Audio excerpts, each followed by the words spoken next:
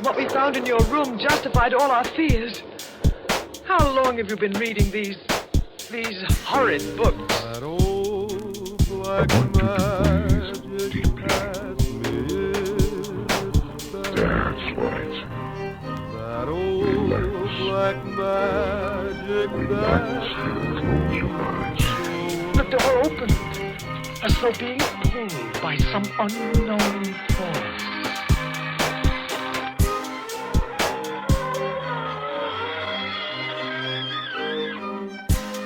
Hello and welcome to the Start and the End podcast, also known as the SATE, hosted by Dylan and Cy Andrews. Hi everybody. If you haven't already, I would highly recommend going back and listening to the first episode we had done, which is the episode on hypnosis. In that, I had repurposed a lot of information which I had been sitting on as I was writing a book called Magic Unveiled, Hypnotism and the Occult. I will get him to finish this book because it's fantastic. I do want to try to finish it, but it's been something I've been tackling for 4 years now or more so. Yeah. And I just never seem to get quite content with it. And I figured this audio format is a good way to get this information out at least, which is what I ideally was writing the book to do in the first place. I just wanted to get this information out so we can generate discussions in the occult and also the non-occult circles where hypnotism's just greatly overlooked. Yeah.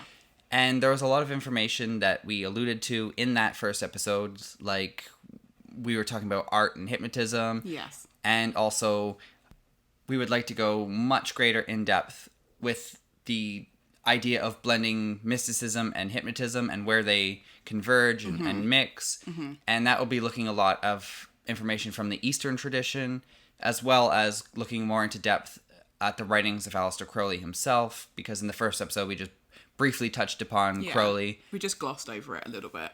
And we provided all of this other information which proved that in the eyes of others, and even sometimes in his own words, he was a hypnotist.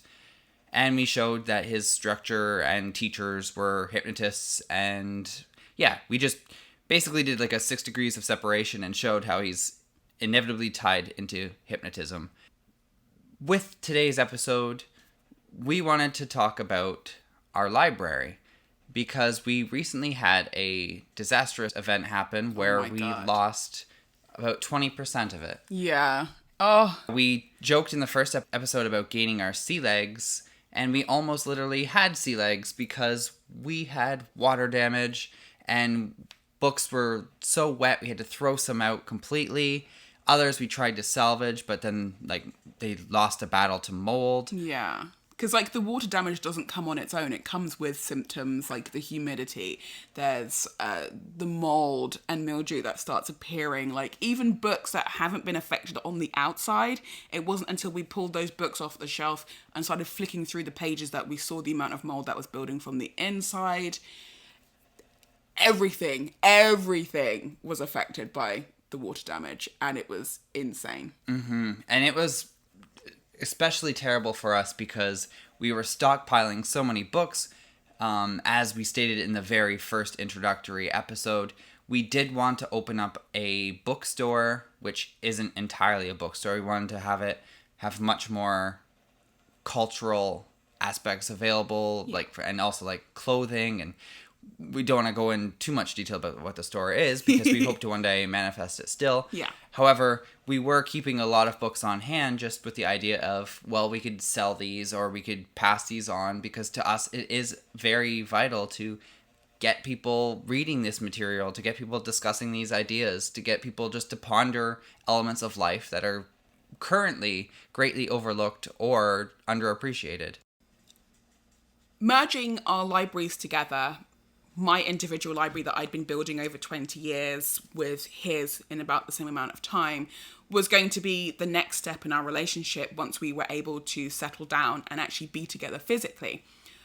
When I moved halfway across the world, I was quite excited about doing that, but obviously I couldn't bring all of my books with me, so I only brought over the ones that I considered to be quite rare and irreplaceable, and they've been sitting on the shelf since.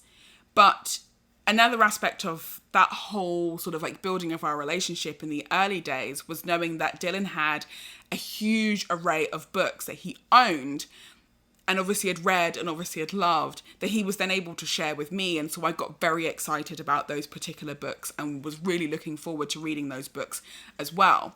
I took those for granted because obviously with the water damage, it meant that we almost lost a lot of those particular books. I ended up having like a panic attack, well, several of them during that week. It was just really, really, really difficult. Considering the fact that a lot of books that I've been wanting to read for years, I almost lost all of them. And it was just really kind of sad. They're not just material objects that sit on a shelf. They help to create, solidify, and define memories and experiences for the reader. There was one book in particular that I'm now thinking of by the German psychologist Wilhelm Stekel called Sadism and Masochism. I don't know the full title, but I'll give you a reason why. I haven't actually read this book from cover to cover, but it was a foundational book that really helped me with a couple of essays while I was at university during our long distance portion of our relationship. But it was a book that I've always had in the back of my mind to eventually sit down and read from cover to cover once we were able to move into that stage of our relationship. And now that I'm here physically in a position where I can do that, understandably, it was quite shocking to see that that book was also potentially damaged. Thank goodness it wasn't. But now I guess I understand that time is now of the essence, and I'm terrified of losing that book because it's a very interesting book, and Wilhelm Stekel's life seems very interesting as well. So I want to be able to sit down and start divulging in that book a little bit more. And I know the book is very important to you. The way that it appeared in your life is actually quite interesting as well. So would you care to divulge, please? Yeah, the book to me, it's materially not that important, although it is really rare to find this print. When I bought it, the guy said, this is volume 1 and good luck finding volume 2. I only paid $30 for it because it was just not in the best condition when I did get it, but that's part of what drew me to it. It had like red pages and just like green binding with a red stripe on it, and it just looked interesting. But yeah, what actually brought it into my life was, at the time I was working in the tech industry, and I was very unhappy with just my daily life and what I was doing because I was working from home. Yeah. And the company kept changing its structure, and we were getting put on smaller and smaller teams, but being loaded with more work. Yeah. And we were being like merged on teams that just didn't mesh and didn't have a good integration. Yeah. And so I was finding myself really depressed, and I had to get out and just start doing what I wanted to do with my life. And I had no real idea as to what that was, but I was really turning heavy into my meditation, and I was really abundantly reading and collecting at the time the occult texts that were most pertinent to me. And I was also delving into exploration with psychedelics. And my friend had given me 7 grams of mushrooms, so I set up a whole ritual around that. And I took a week off work. I had 2 days where I just did like strict meditation. I hardly consumed any media. I at the time was a music fiend, but I shut off all media players. I wouldn't watch videos. I covered up any like books on my shelf. I had video games at the time that I covered all of the spines with like a blanket over. And I changed my light bulbs into like green bulbs, and I designed my altar space, and I also had India ink. So I painted a giant magic circle on my floor, and I basically set myself that I'd only be within the parameters of the magic circle. I gave myself a notepad. I consumed the psilocybin, and then I basically wanted to see where this trip would take me and what it would do to my mental state. That's really cool. And at the height of this experience, I ended up, the only thing I wrote on that notepad was Bina equals hypnosis. And I had no real context for this at all. Yeah. And my notions of hypnosis were stage hypnotism, and I may have seen the word occasionally in books as I leaf through them. Yeah. There was no real solidification of the concept though in my mind, and it would take a while after this experience to actually delve into hypnosis. Yeah. But I found a local hypnotist that was offering certification training, and I signed up, and I ventured out to that part of the city, and I started taking these courses. I remember these courses. Well, yeah. There's like, I remember you went to university. that was like so many years ago. It's really interesting, but yeah. And as I talked about in the hypnosis episode, hypnotists sell their authority to their hypnotees. This teacher had done so by the whole front lobby was plastered with media appearances, newspapers, book references and mentions. And I mean, there was a lot there. And also then she had like piles of books on her table in front of her. But I didn't find she met my criteria as a teacher, not because I was like innately stubborn and didn't want to take most advantage of the situation. You are a very stubborn person. But to me, she didn't demonstrate spontaneity and the intuitive capability to respond to situations directly in front of her, at least when it came to me, and as I'll get into shortly. But taking this class I was hit with a bunch of synchronicities, like, for example, when she made us all sit down she had like tables all around the room. Yeah. Where she placed my card. She wrote our names on these cards and had them sitting on these tables. I sat down directly in front of the Kabbalistic Tree of Life poster, which is funny because Binah, of course, is in the Kabbalah. Yeah. And I inquired about the poster to her, but she didn't happen to have any information. It was just wall decoration. Wow. Typical. And then we ended up doing a group regression exercise, which was like a past life regression. And when I came up out of the exercise, because we were done, the lights came on, I wanted to validate some of the information that I had experienced because I was just curious. I had this name given, which was like, as part of the vision guiding experience, we were given to listen for our name and all this stuff. But the name I was given and the location I was in, I was like, oh, this is rather interesting. I pulled out my phone after and started like Googling quickly just so I could try to see, was this a real name? Was it a real location? Like, I was just trying to get some information. Yeah. And she saw my phone out after this. Oh, and I no. guess she considered that I wasn't listening to the entire thing and I was just on my phone, which doesn't make sense because I'm paying to be there. Wow. It's not like it's a free seminar. And she snapped at me in front of the entire group, which was about 12 individuals. Rude. And yeah, and I was trying to explain myself and she didn't even want to listen, and she was so short-tempered with me that I felt like a scolded child, and we were shortly dismissed after that session. And it was for like a lunch period. Yeah. And I wandered up the street and I happened to come across a bookstore when I was walking like as far as I can get away from the place. I wasn't even sure if I was going to return back to the class because I was steaming mad. Yeah. And I walked right to the back of this bookstore that I encountered. And that's where I encountered Sadism and Masochism by Wilhelm Stekel. And when I took the book home, I was reading through it. Wilhelm Stekel, by the way, was the co-founder of the Wednesday Psychological Society alongside Freud.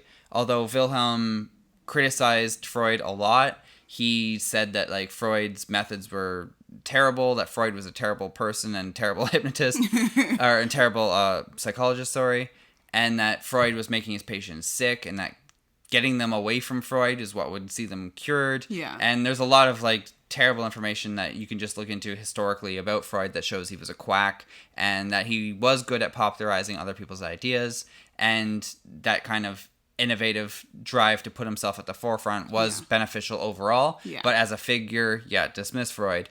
But anyways, Wilhelm Stekel was a brilliant man, and he wrote some very fantastic books. I would highly recommend checking out his book Depths of the Soul, which he wrote, I think, when he was like 22 or 24 years old. And it just offers like really good meditations on a whole bunch of stuff. Wow. One of them that comes to my mind, it was called Mirror Slaves, and it was talking about viewing these vain people who perfect their outer form and were walking around, and how when they pass a mirror, you can see them checking themselves in every reflection that they can see, and how they're just like mirror slaves. But then he talks about how a poet walks by and doesn't even glance into the mirror, but then he turns it on his head and says that the poet is so narcissistic and wrapped up in his inner world of thoughts and stuff, in like the mirror of the mind. And he's just brilliant, and it's a brilliant book. I would highly recommend reading it. Yeah. Sadism and Masochism by Wilhelm Stekel introduced me to the concept of the polyphony of thought, which is that we have thinking in words and then thought before it is formulated into words. Okay. It is known as feeling thought, and it's received as impressions or images. Okay. And you can kind of tie that to the mystical concept of like the astral light and receiving the impressions, or just like dreams. And it's associated with dreams because Wilhelm Stekel was doing a lot of dream interpretation work, which is also why I wanted to take kind of the dream interpretation aspect into interpretation of visions in hypnosis. But very interesting about the polyphony of thought is that this thought before it's born, or just as it's emerging, is known as thought in statu nascendi. Okay. And in chemistry, the nascent state is the liberation or the formulation of a compound or element. And also, if we look at the writings of Aleister Crowley in the Book of Thoth, he explains that the formulation of the Philosopher's Stone is Malkuth being uplifted upon the throne of Binah, which seals away the elements, and Binah as the sphere in Kabbalah represents also Saturn, which is death, and death is tied to the state of samadhi, which samadhi and hypnosis we looked at in our hypnosis episode are pretty much parallel to be the same thing, and it's part of what we'll discuss in part 2 of the hypnosis episode, showing how other writers and thinkers tie hypnosis and samadhi together. Yeah. And also, Hypnos was in Greek mythology was the god that was brother of Thanatos in the underworld. Yeah. And Thanatos meaning death, and Hypnos being the god of sleep. Wow. So all of this ties in quite well to Binah as a sphere. And Binah is also like the womb and cosmic space emptiness. And in Buddhism, you transcend the four elements and enter into the space element. Yeah. Which is represented by Vairocana Buddha. But that's also something I'm going to talk about in that episode. Yeah. But it's just very interesting. And there's a lot of parallels that could be made to mystical concepts like the vision and the voice. And anyways, it was possibly like knowledge and conversation with the holy guardian angel, and yeah, possibly I don't know. We'll have to do a whole episode on that because I'm not going to go into a tangent now. But yes, so this book really compounded a lot of my experiences and gave me a lot of meditation on stuff that was important to me at the time. Yeah. And the synchronicities were pretty succinct as well, huh? Because Yeah, it kind of gave you insight, or opened a door, rather, to all of this information that you ended up sort of taking on. Mm-hmm. Yeah, that's really cool. And yeah, so we almost lost that book. And there was a lot more that I intended on saying there, but it just slipped my mind, unfortunately. But I'm sure we will touch upon the work of Wilhelm Stekel in the future because, his work is kind of important to me. And it's just interesting. If you're wondering what that sound is, it's our dog. She's attempting to bury her food on our wood floor. She's just kind of pushing around a little tray bit of it, kibble. And she's wiping her nose along the floor as if she's burying it. That was her thinking thought when she woke up from her very long nap, which completely disintegrates all of her energies. So she's acting out her polyphony of thought right there. And that's just one book to me. And on the shelf underneath it, there was our copy of Liber ABA. Yeah. Well, one version of it. We have two copies. One was mine. And Sai's, however, was of great importance to her. She even did this cute little note to herself in the corner, like dedicating the book to herself and her magical explorations. And it's filled with notes and sticky tabs, and it's completely hers. And so that's the one that we put up on the shelf. Mine we just put away into the closet with the idea of we can keep this as inventory for the store. Yeah. And we saw that book covered in mildew, which was terrifying. And there was 2 books beside it as well, 2 little green books, which are important. And why don't you discuss why they are so important too? Actually, yeah, that's actually a pretty good idea. So basically, as he just mentioned, I have the copy of Liber ABA, also known as Big Blue within thelemic communities. And the 2 books next to it are basically the same book. One is a scan of a very old journal, and then the other book is the transcript of that journal. The journal belonging to Alex Saunders, who was the founder, he and his wife Maxine were the founders of what's known as Alexandrian Wicca. They were both initiates of Gerald Gardner's Wiccan group, I guess you could call it. But the difference between Gardnerian Wicca and Alexandrian Wicca is that Alexandrian is more ceremonial. It's more, I guess you could say, more occult inspired and more derived. If you go back to some of the early texts of Gardnerian Wicca, it's a lot more occult sort of derived as well. But in this day and age, with all the new age movements and the fluffy bunnies and stuff like that, they've really watered it down. So it's a lot more accessible and a lot more easier to follow. And they kind of leave all the ceremonial stuff for more well-practiced magical practitioners such as myself. So the thought of losing that particular, well, either of those books is a really big deal for me, because I got Liber ABA, and like my husband said, I wrote a little note to myself back in 2012. That's when I started really getting into the world of Thelema. By that point, I think it was about a year or two of research and kind of like skirting the outskirts before I actually decided to go in and start looking at actual texts and books and things to really push my thelemic path. And I really, really love that book. I've written all over that book. At the time, one of my best friends who lived in a completely different country also, he and I worked on that book together, and he really helped break down a lot of concepts and things for me that I didn't fully understand at the time. So it's a really big rock in my own personal library that I had to bring with me to this country. And why don't you, also... bookstores to us are greatly important and a part of our journeys. So, for example, just the Wilhelm Stekel book, I walked into a completely unknown bookstore and allowed my intuition to just take me to the back, and I just grabbed a book based on appearance alone. Yeah.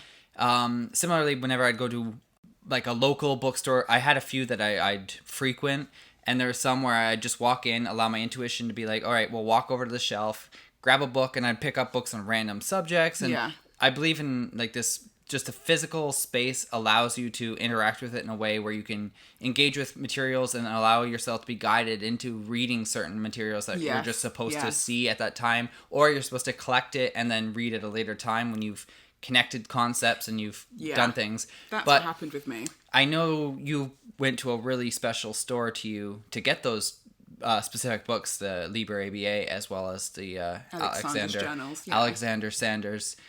What a convoluted name. Alexander Sanders. It's just Alex Sanders. He doesn't really go by like his full name. Okay. Well, he didn't. He passed away.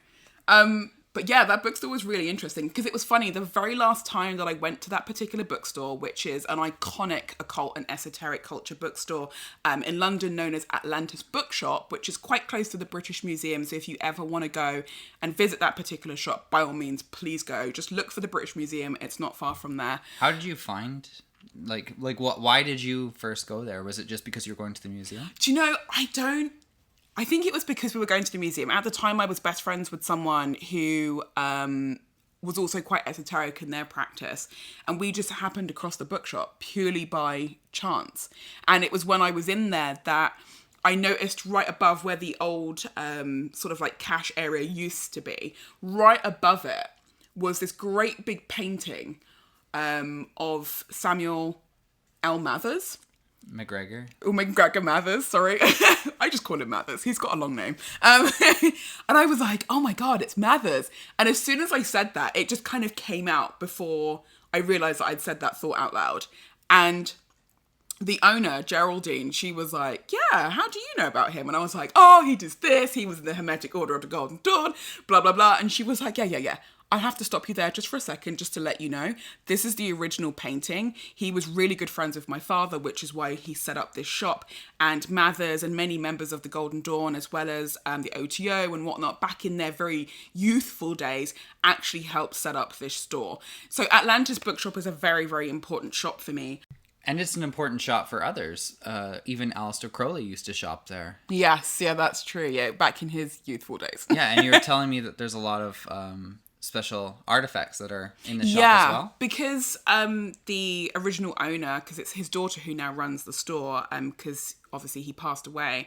The original owner, like I said, was really good friends with Mathers and other members of the OTO and the Hermetic Order of the Golden Dawn and stuff like that. So as like parting gifts, as part of their way of sort of like giving support and saying thank you for helping teach, you know, young initiates at the time, a lot of members from the Golden Dawn were giving their wands that they had hand created and handmade for like their ceremonial purposes. They were actually handing them to the owner, and you can go into that shop today and see them all hung up around the store. And I thought that was incredibly amazing. It kind of imbues the shop with this certain kind of homey but also super magical but also really important energy, if that makes sense. Like you feel like you're in the presence of something immense, and it just, I don't know, it's just how I feel every time I was there. So obviously this was a very important just part of your life to visit this store and collect new materials.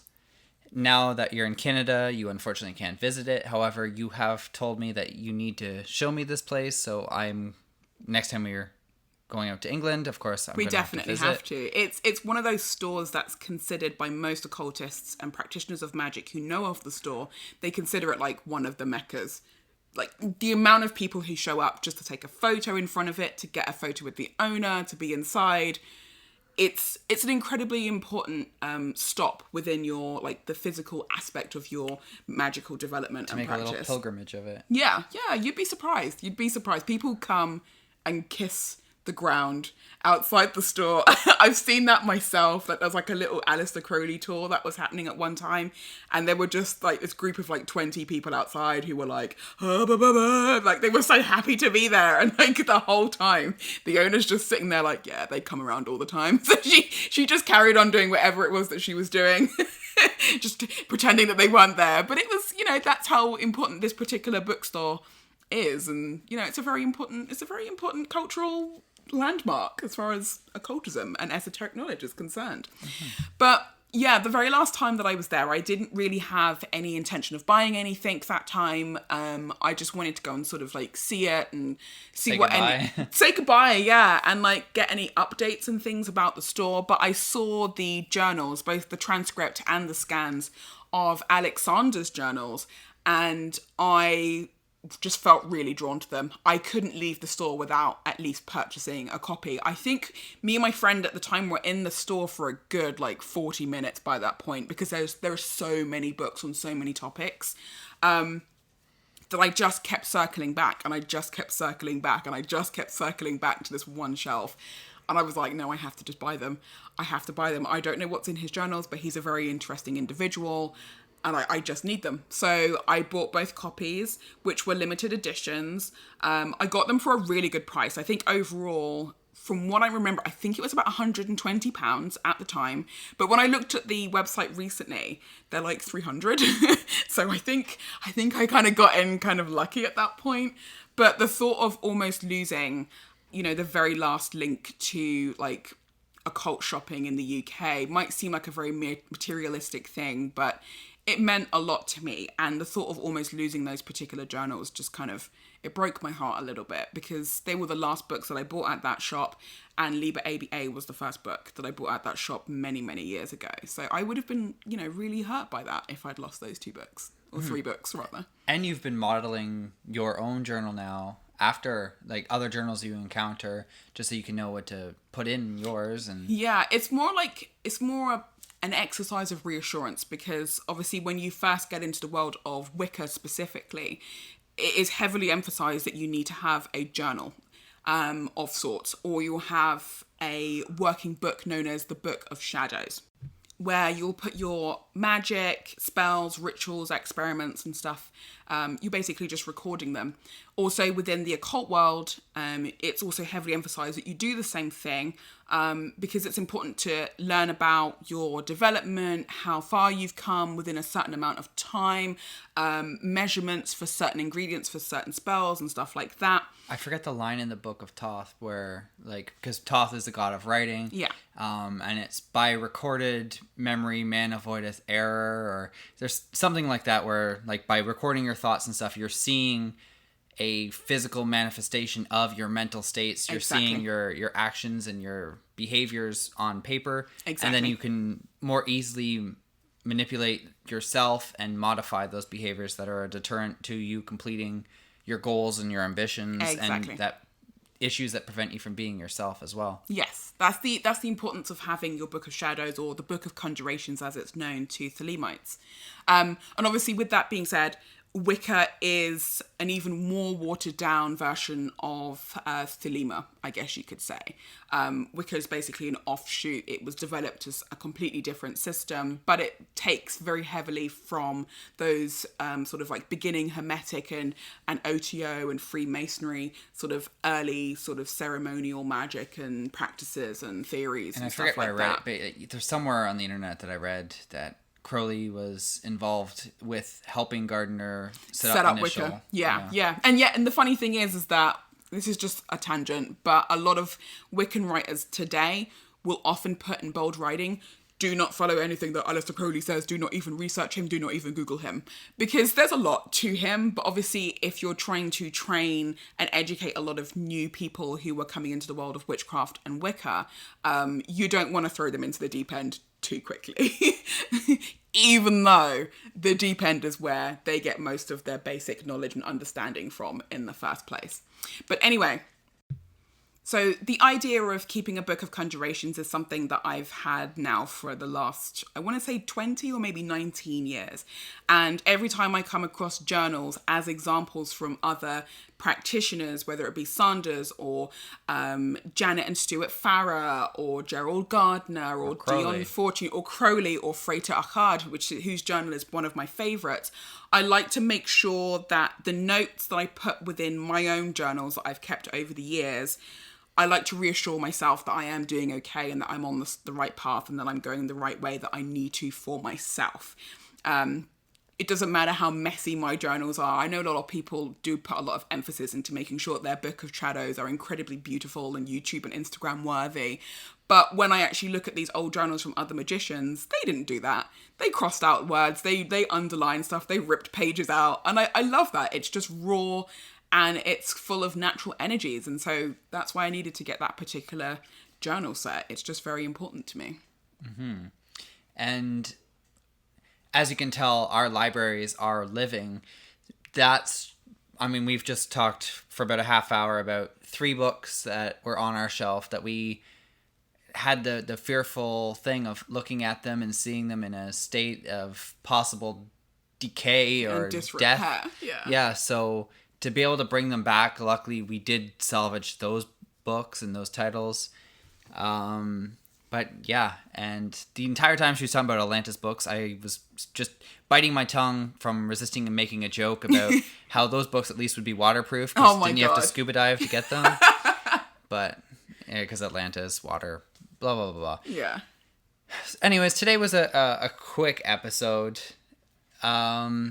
Maybe as a meditation for yourself, look at your books. Maybe you're not giving them the love and appreciation that you should have for them. They've become wall dressing. Yeah. I know our shelves, sometimes they can feel like wallpaper. They're just kind of something in the background as we live about our lives in the space. And Yeah. we forget that they're there and how much memories and impact they actually have. Yeah. So it kind of goes beyond the material in that sense. Yeah. So maybe meditate on your book collection or look at where there's holes in your collection. What type of materials do you need to bring into your life? And if you are someone who hasn't got very many books or you just haven't really delved into collecting literature, maybe you should set yourself out on a journey. Just go for a walk. If you happen to come across a bookstore, be pulled into it and allow yourself to go and spin your finger around and point at a certain section and walk over and grab that book. See what you can find out there in the world.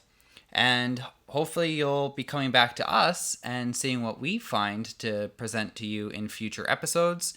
We do have a good episode coming up. We're going to be talking about, creative writing tools. Yes. We're going to be exploring that. We're not going to give anything away here. No. But so not only do we appreciate books, we appreciate the writing of them. And the next episode will be for all you creative people who either aspire to write a book, or maybe you just want to write television series, or just want to be creative and have some fun. Yeah. It'll be a fun episode to listen to, and how you can use some occult tools to generate creative content. Yeah, and get yourself out of any kind of like creative ruts. Mm-hmm. Yeah. And you can find our first episode of our podcast is now uploaded onto YouTube. And for every episode on YouTube and for future clips, we just don't yet have very much clippable content. Yeah. But when we do get something that's worthy of being clipped out and you can digest it without needing further context of the rest of the episode. Yeah. I do plan on doing fun little illustrations. I got the idea from Jim Cornette's podcast, where the clips always make me laugh because they just use funny like paint art. And I wanted to do something similar for our YouTube channel, since we do not record ourselves speaking, and I'm not good at animation or having anything else to kind of keep your interest on the video. So we are on YouTube, the start and the end. Please subscribe, like our videos. And we are also now on Apple Podcasts, so feel free to, I don't know if there's a subscribe function. Yeah, you subscribe on there if that's easier for you for listening to podcasts. We're on Apple Podcasts now. I'm still trying to figure out how to work the description box or show notes. So at some point, hopefully, if not this episode, then at some point I'll be putting up links in the description box so you can go away and start looking at stuff yourself. Otherwise, it'll be over on our Twitter. Mm-hmm. And the main way I've been listening to podcasts has been through Spotify. So we are trying to get onto Spotify as well, but we do need 5 episodes.